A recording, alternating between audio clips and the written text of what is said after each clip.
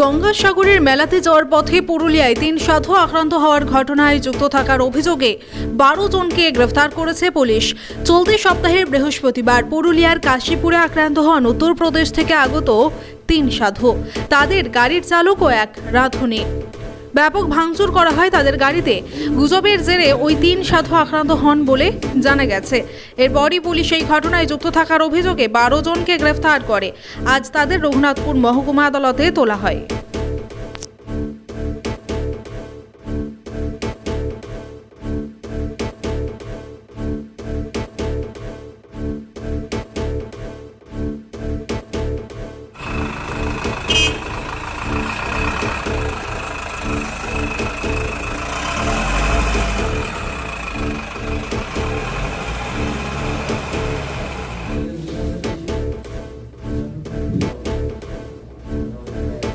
ये हम लोग इधर से जा रहे थे गंगा सागर के लिए,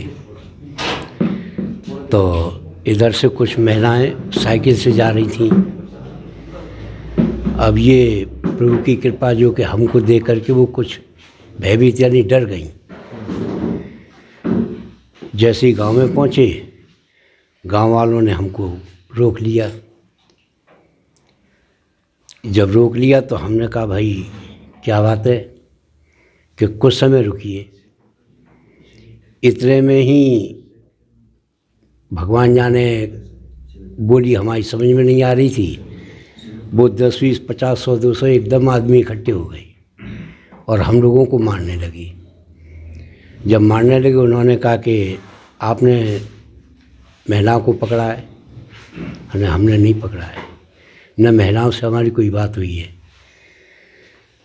तो इतने में ही मारपीट करने लगे, गाड़ी को तोड़ने लगे। फिर पुलिस प्रशासन पहुंच गया, उसने हमारी बहुत बड़ी मदद की।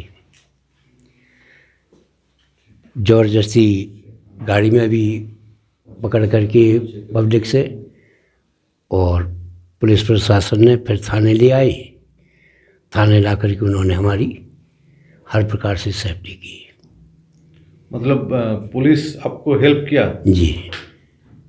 अच्छा, और थाने में कितना समय थे आप? थाने में लगभग वही 11-12 बजे। 12-1 बजे से थाने में ही है।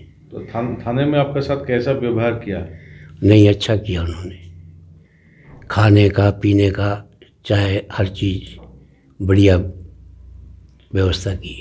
अच्छा। फिर आज हमने कहा साहब से सुबह से, साहब हमको छोड़ दिया जाए। तो उन्होंने ठीक है, लिखा पढ़त करने के बाद तुम्हें छोड़ देंगे।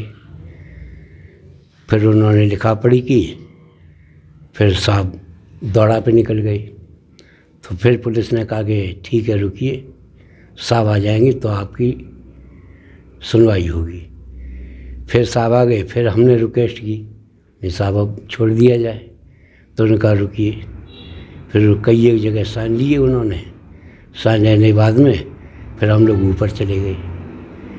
ऊपर जाने के बाद में बिस्तर लगा लिया, लेट गए। फिर साहब आ गए होंगे, अब हमको तो पता नहीं है। तो पुलिस वालों ने कहा आप जा सकते हो, जाना चाहो तो। इतने में हम लोग चल दिए। अच्छा, खाना पीना सब कुछ? जी, खा लिया। अच्छा। वहीं पुलिस के जो साहब थे उन्होंने भोजन कराया। साहब हम तो यहाँ की बोली नहीं समझ पा रहे बिल्कुल, वो मारपीट ही करने लगी। वहाँ कोई पॉलिटिकल लीडर्स कोई था? अब ये तो हम तो कोई जानकारी नहीं। हमने फिर भी कहा पब्लिक से नहीं साहब कोई पुलिस के लिए बुला दो। अगर पुलिस 2 मिनट या 5 मिनट नहीं पहुँचती तो हमको जान से ही मार देती पब्लिक। तो आप कहाँ से आ रहे थे? बरेली से। बरेली, उत्तर प्रदेश? जी। अच्छा, तो आप दोनों सब जो है आपके साथ वो कौन लगता है आपका? जी, इन दोनों जो है आपके साथ ये हमारे बच्चे हैं। लड़का है? जी। और उन्होंने? ये भी लड़का ही है। ना आपका अपना लड़का है? जी। आप 3 ही साधु है? जी। अच्छा अच्छा।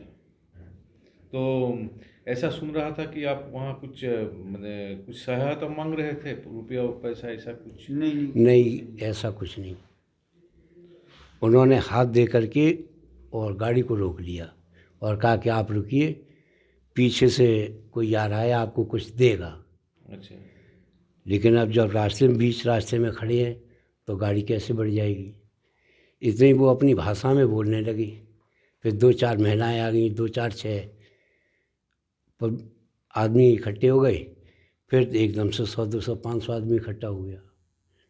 फिर मारपीट करने लगी और कहा कि तुमने कुछ महिलाओं को पकड़ा है।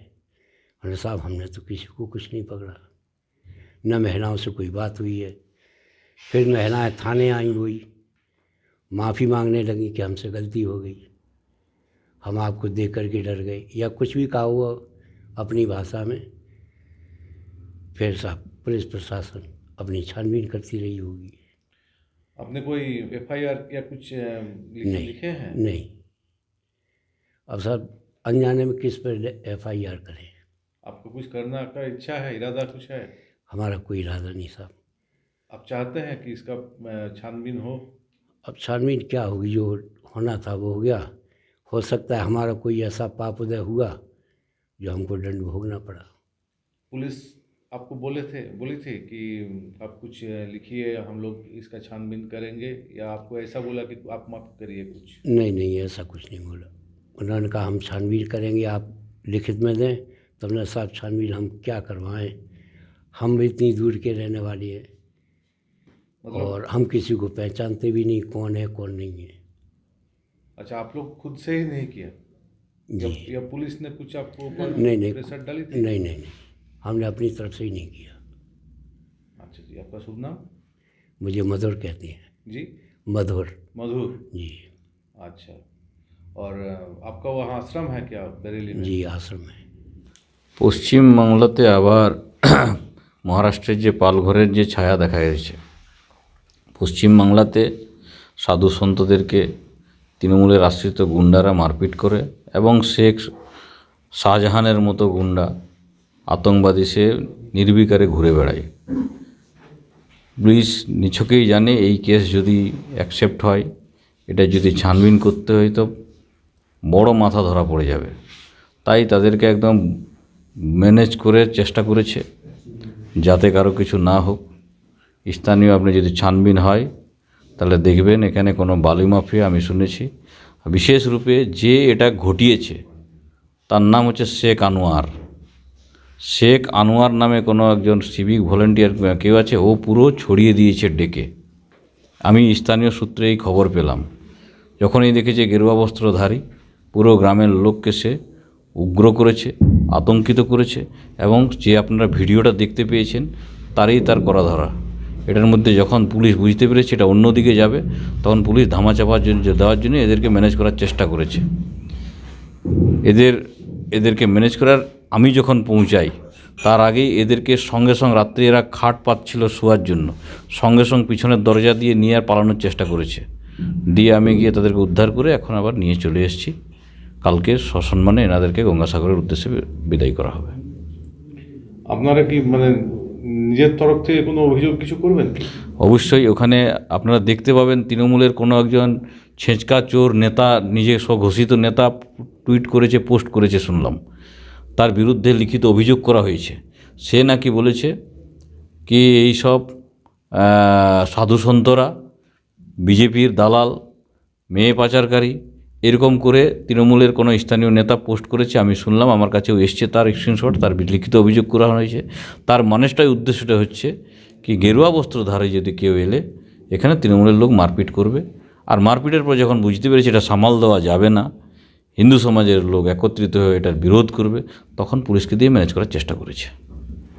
গতকাল যে ঘটনাটা ঘটেছে এটা একটা অনভিপ্রেত ঘটনা, যেটা হওয়া উচিত ছিল না। একটা গুজব যেটা সেখানে ছড়িয়েছিল এবং ক্ষুব্ধ জনতা তারা সেই সাধুদের উপর চড়াও হয়। অবশ্যই ঘটনাটা যেভাবে ঘটেছে এটা ঘটা উচিত ছিল না। এবং তার পাশাপাশি পরবর্তীকালে পুলিশ সেখানে গিয়ে সেই সাধুদের সেখান থেকে উদ্ধার করে নিয়ে আসেন এবং পুরো তাদের কাছ থেকে বিস্তারিত জানেন বিষয়টা। অবশ্যই যে ঘটনাটা ঘটেছে এটা পুলিশ তদন্ত করছে এবং সত্যতা কি আছে বা কেন ঘটেছে ঘটনাটা সেটা পরবর্তীকালে জানা যাবে। তবে এই ঘটনা সত্যি একটা ঘটা অনুচিত ছিল, তাই আমরা বিষয়টা আমরা শুনেছি যে যেভাবে ঘটেছে এবং ভিডিও দেখেছি। আমরা বিষয়টি পুলিশ দেখছে এবং কি কারণে কেন ঘটেছে সেটা পরবর্তীকালে জানা যাবে। পুলিশ অ্যাকশন নিয়েছে। কাশীপুরে একটা ইনসিডেন্ট হয়েছে।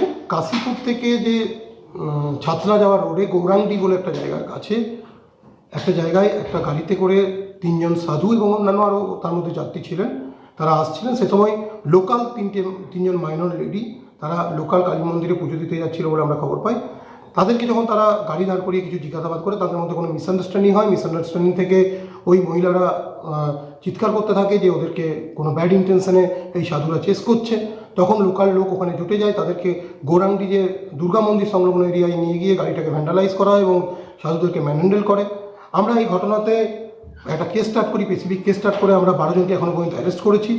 সাধুদের যে আমরা সাধুদেরকে এভাকুয়েট করে যখনই পুলিশ খবর পায় ইমিডিয়েটলি পুলিশ সেখানে রাশ করে এবং এভাকুয়েট করে সাধুদেরকে থানাতে নিয়ে আসা হয়। তাদেরকে অল পসিবল যে অ্যাসিস্ট্যান্স সেটা রেন্ডার করা হয়। তাদের যে গাড়িটা ভ্যান্ডালাইজ হয়েছিল, কাঁচ ভেঙে গেছিলো, লাইট ফাইট ভেঙে গেছিলো, সেগুলো লোকাল পিএস সেগুলোকে রিপেয়ারিংয়ের অ্যারেঞ্জমেন্ট করে ব্যবস্থা করে। After that after following all the legal formalities আমরা সাধুরা তাদের জার্নির উদ্দেশ্যে তাদের যে ডেস্টিনেশন সেই উদ্দেশ্যে রওনা দেয়। আমরা 12 জনকে অলরেডি অ্যারেস্ট করেছি এই ঘটনায়, বাকিদের খোঁজ চলছে। আমরা এদেরকে যারা মনে হচ্ছে যারা মেন জানতে পারে তাদেরকে আমরা পিসিতে নিচ্ছি, পিসিতে নিয়ে ফার্দার ইনভেস্টিগেশন হবে। এখন এলাকার পরিস্থিতি কি? এলাকায় ল অ্যান্ড অর্ডার কন্ট্রোলে আছে, আমরা ঘটনার উপর নজর রাখছি। তালাজুড়ি গোরান্ডি কাশীপুর পিএসের আন্ডারে পড়ে। সেখানে দেখা গেছে যে 3 জন সাধু তাদের রাঁধুনি ড্রাইভার তারা গঙ্গাসাগর মেলার উদ্দেশ্যে যাচ্ছিলেন। একটা গুজবে উত্তেজিত জনতা তাদেরকে প্রচুর মারধর করে, গাড়ি উল্টে দেয় এবং পুলিশের সামনেই মারধর করে। গুজবটা কে ছড়ালো? এবং আজকে দেখা যাচ্ছে পশ্চিম বাংলায় যারা সাধু সন্ত তারাও সুরক্ষিত নয়। এখানে সরকার তার কড়া ব্যবস্থা নেওয়া উচিত ছিল এবং আমার মনে হয় এটা তৃণমূলই একটা চক্রান্ত করে এই সাধুগুলোকে মারপিট করে এবং একটা বিশৃঙ্খল পরিস্থিতির সৃষ্টি করেছে। আমরা এর নিরপেক্ষ তদন্ত চাই এবং দোষীদের শাস্তি চাই এবং যে পুলিশ কর্মীরা ওইখানে উপস্থিত থেকে এই সাধু সন্তদের মার খাইয়েছেন তাদেরও দৃষ্টান্তমূলক আমরা শাস্তি চাইছি।